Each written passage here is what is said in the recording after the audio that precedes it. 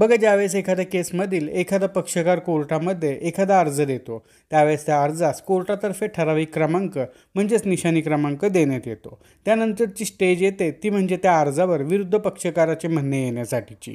E कोर्ट्सला निशाणी डॅशवर म्हणणे अशी ती स्टेज दाखवते. त्यानंतर त्या पक्षकाराचे म्हणणे आले की पुढील स्टेज निशाणी डॅशवर युक्तिवाद अशी दाखवते. म्हणजेच त्या अर्जावर युक्तिवादाची ती स्टेज असते.